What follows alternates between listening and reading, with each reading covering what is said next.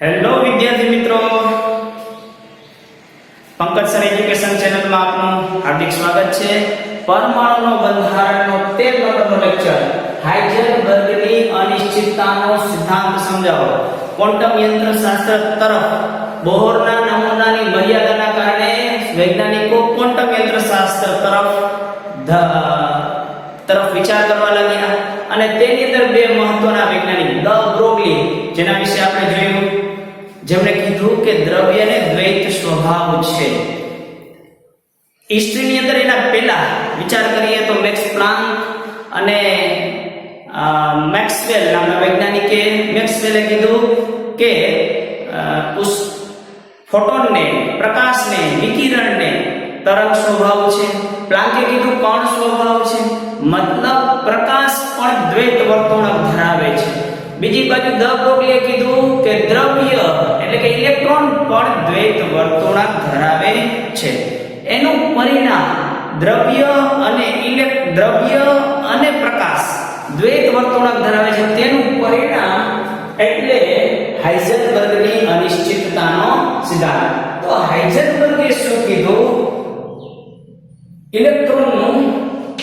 ઇલેક્ટ્રોનનું એકી સાથે સ્થાન અને વેગમાન માપી શકાતા, ચોક્કસ રીતે માપી શકાતા નથી.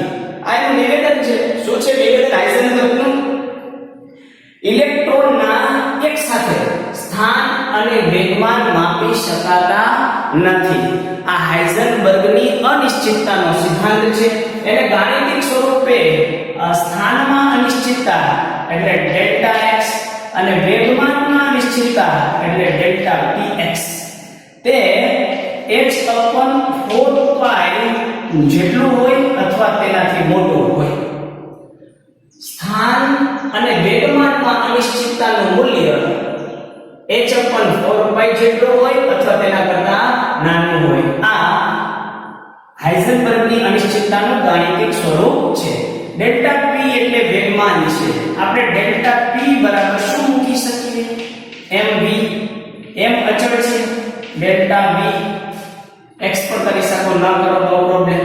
અહીંયા ડેલ્ટા x છે સ્થાનમાં અનિશ્ચિતતા. ડેલ્ટા px છે વેગમાનમાં અનિશ્ચિતતા. વેગમાનમાં આ ડેલ્ટા v છે વેગમાં, ઇલેક્ટ્રોનના વેગમાં અનિશ્ચિતતા. ઓકે, મૂકી દે કિંમત અહીંયા. ડેલ્ટા x સમીકરણ 1 ની અંદર કિંમત મૂકતા delta x into delta px એટલે m delta v greater than or equal h/4π. એમને પેલી બાજુ લઈએ delta x into delta v h/4πm. આ સૂત્ર દ્વારા આપણે એક્ઝામ્પલ ગણશું. તો ખાસ કરીને જોઈ લો શું કે છે ડેલ્ટા x સ્થાનમાં અનિશ્ચિતતા, ડેલ્ટા v વેગમાં અનિશ્ચિતતા. એટલે અહીંયા ઘણી વખત વેગમાનની જગ્યાએ વેગ શબ્દ વાપરે. વેગમાન અહીંયા કહેવા માંગે છે વેગના સંદર્ભમાં આ સૂત્ર છે, વેગમાનના સંદર્ભમાં આ સૂત્ર છે. h/4πm જેટલું હોય અથવા તો તેના કરતા h/4πm કરતા મોટું હોય. હવે આ હાઇઝનબર્ગની અનિશ્ચિતતા એને આપણે સમજવું છે કે શું કહેવા માંગે છે હાઇઝનબર્ગની અનિશ્ચિતતા. ખરેખર આ હાઇઝનબર્ગની અનિશ્ચિતતાને સમજવું હોય આપણે તો બહુ સિમ્પલ રીતે સમજી શકીએ કે અલ્ટિમેટ એવું કહેવા માંગે છે કે ઇલેક્ટ્રોનનું સ્થાન અને વેગમાન એકી સાથે માપી શકાતા નથી. જો તમે ઇલેક્ટ્રોનનું સ્થાન ચોક્કસ રીતે માપી શકો તો તેનું વેગ ના માપી શકો અથવા વેગમાન ચોક્કસ રીતે માપી શકતા નથી. જો ઇલેક્ટ્રોનનું વેગમાન ચોક્કસ રીતે માપી શકો તો તેના સ્થાન વિશે ચોક્કસ કહી શકતા નથી. તો એના માટે એક સિમ્પલ ઉદાહરણ લઈએ. એકદમ પાતળો કાગળ લઈએ. તો એ પાતળા કાગળને અને કાગળની જગ્યાએ રૂમાલ લઈ લઈએ. એક સાથે બે કામ પણ કરી શકો. એકદમ પાતળો રૂમાલ છે તો આ પાતળા રૂમાલની મારે જાડાઈ માપી છે અને ફૂટપટ્ટી આપી અંકિત કર્યા વગરની, એટલે એની અંદર જે માર્ક છે 1 સેન્ટીમીટર, 0.1 સેન્ટીમીટર, 0.2, 0.3 કોઈ જાતનું માર્ક નથી અને આની જાડાઈ માપવાની કીધી, લંબાઈ નહીં જાડાઈ માપવાની કીધી. તો તમે મને કહેશો એની જાડાઈ તમે ચોકસાઈ રીતે માપી શકશો? નહીં વિદ્યાર્થી મિત્રો, તમે એનું માપ કરવું અંકિત કર્યા વગરની ફૂટપટ્ટીથી માપપટ્ટીથી માપ કરવું એ અશક્ય છે.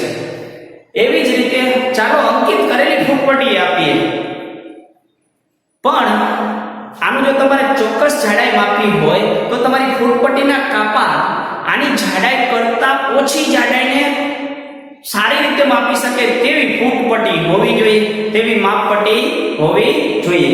તો અહીંયા ઇલેક્ટ્રોનના સંદર્ભમાં પણ મિત્રો એવી જ વાત છે કે ઇલેક્ટ્રોનનું આપણે સ્થાન જાણતા હોય અને એનો વેગમાન માપવો હોય અથવા વેગમાન જાણતા હોય અને એનું સ્થાન માપવું હોય તો આપણી પાસે ઇલેક્ટ્રોન એકદમ અપરમાણ્ય કણ છે, બિંદુ ભાર ધરાવે છે, પરિમાણ રહિત છે. એટલે કેવું હોય તો અંકિત મિનિમમ લેવલ સુધી અંકિત કરેલી ફૂટપટ્ટી જોઈએ. ફૂટપટ્ટીથી આને ન માપી શકાય, પરંતુ કહેવાનો મતલબ છે કે આનું સ્થાન માપવું હોય અથવા આનો વેગમાન માપવું હોય તો ખૂબ જ સૂક્ષ્મ માપ કરી શકે તેવા સાધન હોવા જોઈએ. બીજો પ્રશ્ન એવો છે કે ઇલેક્ટ્રોનને માપવો છે તો ઇલેક્ટ્રોન પર પ્રકાશને આપાત કર્યો, આપણે ઇલેક્ટ્રોનનું સ્થાન નક્કી કરવું છે તો એનું મહત્વ શું છે એને આપણે સમજીએ. ઇલેક્ટ્રોનનું સ્થાન આપણે માપવું છે તો એના ઉપર આપણે પ્રકાશ આપાત કર્યો. હવે ઇલેક્ટ્રોનનું સ્થાન નક્કી કરવા માટે આપણે પ્રકાશ આપાત કર્યો તો ભાઈ સાહેબ ઇલેક્ટ્રોન એવો છે એ પ્રકાશનું શોષણ કરીને પોતાના વેગમાં વધારો કરે છે.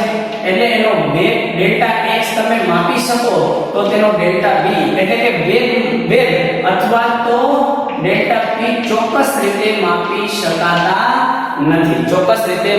શકાતા નથી.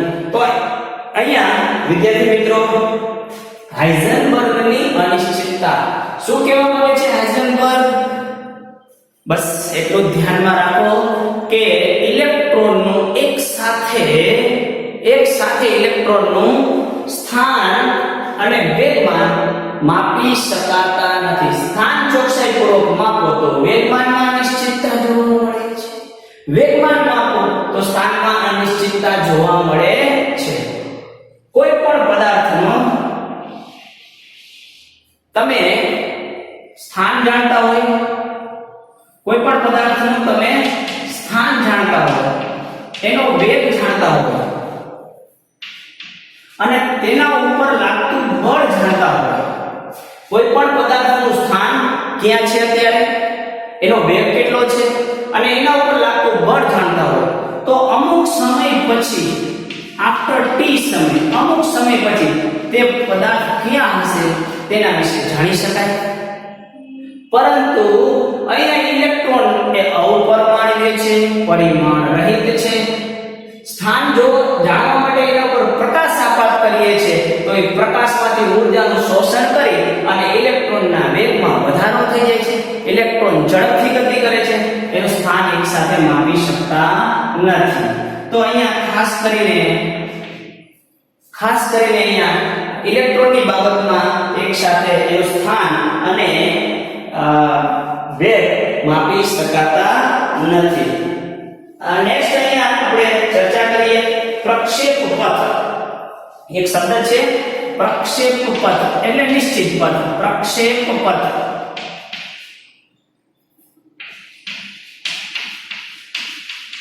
અહીંયા જે ચર્ચા કરી એ જ કહેવામાં આવે છે કે ઇલેક્ટ્રોન એ કોઈ નિશ્ચિત પથમાં હશે કેવું મુશ્કેલ છે. શા માટે? કારણ કે ઇલેક્ટ્રોન પ્રકાશમાંથી ઊર્જાનું શોષણ કરી અને ઇલેક્ટ્રોનનો વેગ વધી જાય છે. એટલે ઇલેક્ટ્રોન નિશ્ચિત પથમાં ગતિ કરતો હશે તેવું કહેવું ખૂબ જ મુશ્કેલ છે. હવે ખાસ કરીને આજે હાઇઝનબર્ગની અનિશ્ચિતતાનો સિદ્ધાંત છે બે મેક્રોમોલેક્યુલ અને એક માઇક્રોમોલેક્યુલ. મેક્રો એટલે મોટું કદ ધરાવતા પદાર્થો અને નાનું કદ ધરાવતા પદાર્થો. દાખલા તરીકે દળો ઉદાહરણ તરીકે લો, અહીંયા ઇલેક્ટ્રોન ઉદાહરણ તરીકે લો. અહીંયા એક એક્ઝામ્પલ માટે આનું દળ તમે જાણો છો 9.1 * 10 to the minus 31 કિલોગ્રામ. અને અહીંયા હું લઉં 1 મિલીગ્રામ નો દળ. કેટલા લઉં? 1 મિલીગ્રામ. તમે 10 મિલીગ્રામ પણ લઈ શકો છો અને એથી વધારે મિલીગ્રામ પણ લઈ શકો છો. તો અહીંયા આપણે સાબિત કરવાનું છે બે ઉદાહરણ લઈને કે હાઇઝનબર્ગની અનિશ્ચિતતાનો સિદ્ધાંત નાના કદ માટે ઓબ્ઝર્વ કરી શકાય છે, મોટા કદ માટે બહુ ફરક રહેતો નથી. એટલા માટે હાઇઝનબર્ગની અનિશ્ચિતતાનો સિદ્ધાંત ખાસ કરીને માઇક્રો પાર્ટિકલ એટલે કે નાના કદ ધરાવતા પાર્ટિકલ માટે ખૂબ જ મહત્વનો છે. તો અહીંયા શું કીધું હાઇઝનબર્ગે? ફરી એક વખત વિચાર કરો. હાઇઝનબર્ગ શું કહેવા માંગે છે? હાઇઝનબર્ગ કહે છે કે ઇલેક્ટ્રોનનું એકી સાથે સ્થાન અને વેગમાન અથવા વેગ માપી શકાતા નથી. તો અહીંયા તમને એક્ઝામ્પલ આપેલો છે 1 મિલીગ્રામ દળ માટે આપણે અનિશ્ચિતતા શોધવાનો પ્રયત્ન કરીએ. એટલે એક્ઝામ્પલ જ છે સમજી, જેનો દળ એક દળો આપેલો છે જેનું દળ છે 1 મિલીગ્રામ. હવે આપણને ખબર છે કે બધું જૂલની અંદર જૂલ બરાબર છે 1 જૂલ બરાબર છે કિલોગ્રામ મીટર સ્ક્વેર પર સેકન્ડ સ્ક્વેર. એટલે દળ તમારે કિલોગ્રામમાં લાવવું પડશે. 1 મિલીગ્રામ એટલે 10⁻³ ગ્રામ અને 1 ગ્રામ એટલે 10⁻³ કિલોગ્રામ. તો -3 * -3 એટલે 10⁻⁶ કિલોગ્રામ. ઓકે, હવે એમ જાણીએ છીએ એટલે આપણે ડેલ્ટા x * ડેલ્ટા v નું મૂલ્ય શોધી શકીએ. ડેલ્ટા x * ડેલ્ટા v નું મૂલ્ય શોધી બરાબર હોય અથવા એથી મોટું હોય એટલે એ બરાબરની નિશાની કરી શકાય. સમજી ગયા? ઓકે, અને અહીંયા તમારે આ નિશાની રાખો ગ્રેટર ધેન ઓર ઇક્વલ તો કાંઈ વાંધો નથી. અહીંયા પણ ખોટું છે નહીં. સૂત્ર છે h પ્લાન્ક અચળાંક 6.626 * 10 to the power -34 joule * second. Joule માટેનો એકમ છે કિલોગ્રામ મીટર સ્ક્વેર પર સેકન્ડ સ્ક્વેર. જૂલ * સેકન્ડ છેદમાં 4 છે પાઈ 3.14 લખી નાખ. m છે 1 મિલીગ્રામ એટલે 10⁻⁶ kilogram. Delta x * delta v. Delta x એટલે સ્થાન, ડેલ્ટા v સ્થાન એટલે મીટરમાં માપેલું હોય. આ ડેલ્ટા v છે વેગ છે મીટર પર સેકન્ડ. ઓકે, અહીંયા જોઈ લઈએ આપણે 3.14 અને છેદ ઉડાડી લઈએ. ઓકે, વિદ્યાર્થી મિત્રો 3.14 6.28 કરી શકાય.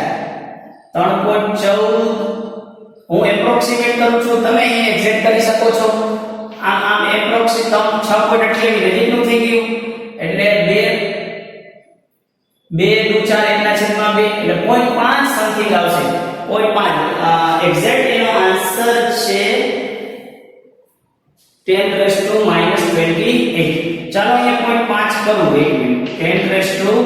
આન્સર છે 10⁻28. -6 ઉપર ગયા પ્લસ ગયા 10⁻6 એટલે 28 ને 6 34 -28. ઓકે, એકમમાં સેકન્ડ. અહીંયા 1 સેકન્ડ ગઈ એટલે સેકન્ડ ઇન્વર્સ મીટર સ્ક્વેર પર સેકન્ડ દેખાય છે અહીંયા એકમ. યસ, મીટર સ્ક્વેર પર સેકન્ડ તમારો એકમ આવશે. 0.5 * 10⁻28 મીટર સ્ક્વેર એટલે 1.5. ચલો, મતલબ 10⁻28 જેટલી.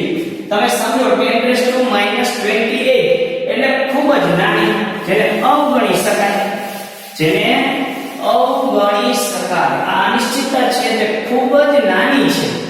આપણે હમણાં બીજું એક ઉદાહરણ જોઈએ ઇલેક્ટ્રોન માટે, એટલે તમને એની કમ્પેરિઝન ખ્યાલમાં આવશે. ઇલેક્ટ્રોનનું દળ કેટલું છે વિદ્યાર્થી મિત્રો? ઇલેક્ટ્રોનનું દળ કેટલું છે 9.1 into 10 to the power minus 31. તો આપણો અહીંયા ઇલેક્ટ્રોનનું દળ છે 9.1, માસ of electron 9.1 into 10 to the power minus 31 kilogram. આના માટે delta x into delta v શોધીએ. h upon 4 pi m, h upon 4 pi m, હમણાં સૂત્ર લખ્યું હતું 6.626 10 to the power minus 34. હવે એકમ નથી લખતો, એકમ એક વખત ખ્યાલ આવી ગયો. 4 pi 3.14 અને m છે અહીંયા ઇલેક્ટ્રોનનું દળ 10 to the power minus 31. તો આનો આન્સર વિદ્યાર્થી મિત્રો તમે જોઈ શકો છો કે આનો આન્સર 0.5 આવ્યો તો 0.5 ગુણ્યા 9 એટલે 9 5 45, 4.5 સમથિંગ આન્સર આવશે 4.5. હવે 10 to the power માટે વિચારી લઈએ. 31 ઉપર ગયા અને 31 ને 3 34 minus 3 delta x into delta v. ચાલો આ પોઈન્ટ કાઢી નાખું 0.45 એટલે આને અવગણી દઉં 0.45. તો અહીંયા 10 to -4 થઈ જાય. ચાલો આને આ પોઈન્ટની નજીક છે એને ધ્યાનમાં નથી રાખતો. માઈનસ તમારે અહીંયા એક્ઝેક્ટ કરો તો 10 to -4 અનિશ્ચિતતા એવી ચાલે. અહીંયા વિચાર કરો અને અહીંયા જુઓ. આ તમે એક્ઝેક્ટ કેલ્ક્યુલેશન કરી મૂકી શકો છો. મેં એપ્રોક્સીમેશન કર્યું છે. ઓકે, તો 10 to -4 અનિશ્ચિતતા એટલે ખૂબ જ મોટી અનિશ્ચિતતા કહેવાય. 10 to -4 એટલે શું થયું 0.001 જેટલી અનિશ્ચિતતા થઈ અને આ ટાઈમ 0.000000001 જેટલી. આ ખૂબ જ અનિશ્ચિતતા ઓછી છે, આમાં અનિશ્ચિતતા વધુ છે. તો હું એવું કહેવા માંગુ છું આ સૂત્રના આધારે, આ બંને એક્ઝામ્પલના આધારે આપણે શું સાબિત કરીએ છીએ બરાબર સમજો. સિમ્પલ છે. 1 મિલીગ્રામ દળથી વધુ દળ હોય તો એની અંદર અનિશ્ચિતતા 1 મિલીગ્રામ થી મોટું હોય તો તેની અનિશ્ચિતતા કેવી છે? અવગણી શકાય તેવી છે. તેમાં અનિશ્ચિતતાનું પ્રમાણ ખૂબ જ ઓછું છે. અને એની અંદર અનિશ્ચિતતા જોતી હોય તો 1 મિલીગ્રામ થી ઓછા દળના, એનાથી ખૂબ જ ઓછા દળના પદાર્થ માટે હાઇઝનબર્ગની અનિશ્ચિતતાનો સિદ્ધાંતને તમે મહેસૂસ કરી શકો છો. જ્યારે 1 મિલીગ્રામ કે તેથી વધુ દળ માટે તેને તમે અવગણી શકો છો. ઓકે, અહીંયા નેક્સ્ટ આપણે ઇલેક્ટ્રોન માટે જોયું 10 to -4 છે. હવે જો એની અંદર સ્થાનની અનિશ્ચિતતા ઇલેક્ટ્રોનની મેળવવામાં આવી તો તે મળી 10 to the power -8. કેટલી મળી? 10 to the power -8. હવે માત્ર મારે ડેલ્ટા v શોધવો છે. અત્યારે 10 to -4 આનો એકમ આવશે metre square second inverse. Okay, અને આ છેદમાં છે delta v into delta x. આ ડેલ્ટા x છે 10 to the power -4, delta x છે 10 to the -8. આ છે મીટરમાં, આ છે મીટર સ્ક્વેર પર સેકન્ડ. નીચે સેકન્ડ લખી નાખું. Okay, second inverse. તો ઉપર ગયા આન્સર આવશે 10⁴. 1 મીટર ગયા મીટર પર સેકન્ડ. ડેલ્ટા v આવશે મીટર પર સેકન્ડ. વેગમાં અનિશ્ચિતતા ખૂબ જ મોટી કહેવાય. 10 to the power 4 એટલે 10,000 મીટર પર સેકન્ડ. આટલી અનિશ્ચિતતા વેગમાં જોવા મળે છે. એટલે ખૂબ જ મોટી અનિશ્ચિતતા છે. હાઇઝનબર્ગ સાહેબે બહુ જ મોટી વાત કરી, ખૂબ જ મોટી વાત કરી, અને જે ક્વોન્ટમ યંત્રશાસ્ત્રની અંદર ખૂબ જ મહત્વનો ભાગ ભજવે છે.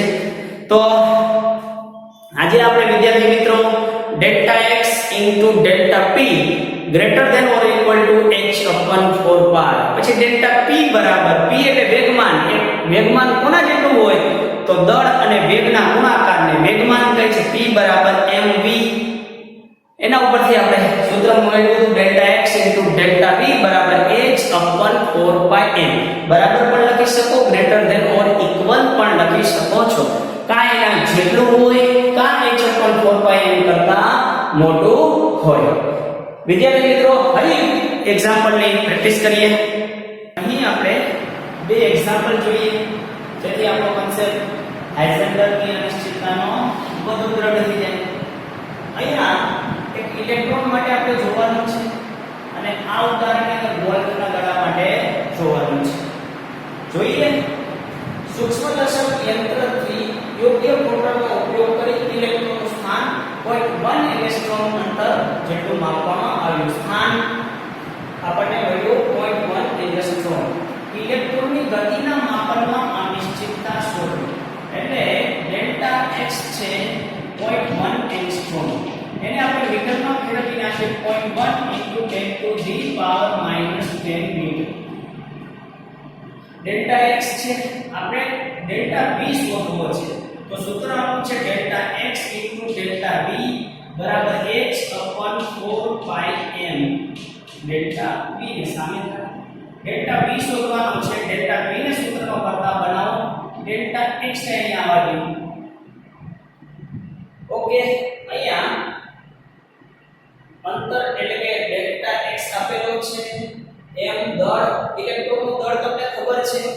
ઇલેક્ટ્રોનનું દળ છે 9.1 * 10⁻31 કિલોગ્રામ. મૂકી દે કિંમત એની અંદર બધી 6.62 610⁻34 જૂલ * સેકન્ડ. જૂલ ના લખવું હોય કિલોગ્રામ મીટર સ્ક્વેર પર second square * second. Joule * second માટે. ઓકે, 4 પાઈ છે 3.14 n છે 9.1 10⁻31 કિલોગ્રામ. ઓકે, અહીં તો ડેલ્ટા x છે 0.1 ને અહીંયા જવા દો એટલે 1 પર નાખો 10⁻11 મીટર. તો આપણને ડેલ્ટા v મળશે મીટર પર સેકન્ડની અંદર. આ જે મળશે તે ઇલેક્ટ્રોનની ગતિના માપનમાં એટલે વેગ, ઇલેક્ટ્રોનના વેગના માપનમાં અનિશ્ચિતતા શોધવાની છે. બસ કેલ્ક્યુલેશન કરવાનું બાકી છે. હું અત્યારે એનો સીધો જ આન્સર અહીંયા લખું છું. 5.79 * 10⁻⁶ 5.79 * 10⁻⁶ મીટર પર સેકન્ડ. જોઈ શકો છો વેગમાં એટલે કે ગતિમાં ઇલેક્ટ્રોનની ગતિમાં અનિશ્ચિતતા કેટલી છે? 5.79 × 10⁻⁶ એટલે ઘણી મોટી અનિશ્ચિતતા છે. હાઇઝનબર્ગનો અનિશ્ચિતતાનો સિદ્ધાંત નાના પાર્ટિકલ એટલે કે માઇક્રો પાર્ટિકલ એટલે કે સૂક્ષ્મ પાર્ટિકલ માટે લાગુ એને મતલબ ગણતરીમાં લઈ શકાય. સાર્થક અંક છે, ગણતરીમાં લઈ શકાય તેવો અંક, ખૂબ જ મોટો અંક આવે છે. એટલા માટે હાઇઝનબર્ગની અનિશ્ચિતતાનું મૂલ્ય સ્થૂળદર્શી કરતા સૂક્ષ્મદર્શી પાર્ટિકલ માટે ખૂબ જ મહત્વનું છે. અહીંયા આપણે બીજો એક એક્ઝામ્પલ જોઈએ. ગોલ્ફનો દડો છે, મતલબ ક્રિકેટનો દડાની સાઈઝનો દડો છે. m બરાબર 40 ગ્રામ જેનું દળ છે 40 ગ્રામ. એને આપણે કિલોગ્રામમાં ફેરવી નાખીએ. 40 ગ્રામ ને કિલોગ્રામમાં ફેરવી નાખીએ -3 કિલોગ્રામ. v છે 45 મીટર પર સેકન્ડ. અહીંયા વેગ આપ્યો છે. વેગની અનિશ્ચિતતા નથી. એની વેગની અનિશ્ચિતતા 2% છે. એમાં ચોકસાઈ 2% જેટલી છે. તો આપણે વેગની અનિશ્ચિતતા પહેલા શોધવી પડે. વેગની અનિશ્ચિતતા એટલે 45 ના 2% વેગની અનિશ્ચિતતા તમને મળશે. સિમ્પલ ટકાનો દાખલો છે. 45 × 2/100.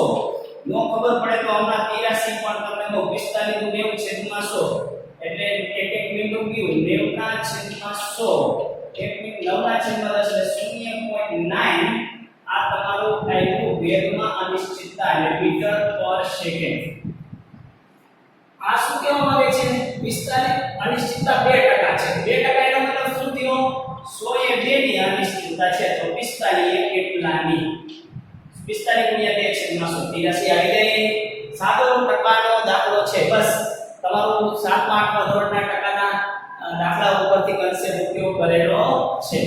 હવે તમારે ડેલ્ટા v મળી ગયો તો ડેલ્ટા x મળે h/4πm. તમારી ટેક્સ્ટમાં અહીંયા ડેલ્ટા V કરવો ભૂલી ગયા છે તો તમારે કરી નાખવાનું 6.626 * 10 to the power -34 joule * second. Joule એટલે કિલોગ્રામ મીટર સ્ક્વેર પર સેકન્ડ સ્ક્વેર. જૂલ * સેકન્ડ એટલે 1 સેકન્ડ કરી નાખ્યું 4 pi m 4 pi એટલે 3.14 એમ આપેલું છે કિલોગ્રામમાં લેવાનું ભૂલ ન થવી જોઈએ 40 * 10 to the power -3 કિલોગ્રામ. હવે બાકી રહ્યું ડેલ્ટા V જેનું મૂલ્ય છે 0.9 મીટર પર સેકન્ડ. તો વિદ્યાર્થી મિત્રો આ તમને ડેલ્ટા x મળશે. આની કેલ્ક્યુલેશન તમારે જાતે કરવાની છે અને એનું મૂલ્ય મળશે તમને 1.46 * 10 to the power 1.46 * 10 to the power -33. Delta x એટલે સ્થાનની અનિશ્ચિતતા ઈ હશે તમારું મીટર. ઓકે તો -33 છે સહી છે. જરાક નજર કરો તમે આ -33 એટલે તો અનિશ્ચિતતા સ્થાનની અનિશ્ચિતતા ખૂબ જ ઓછી આવે છે. અહીંયા જો વેગની અનિશ્ચિતતા વધુ આવે છે 10⁻6 છે.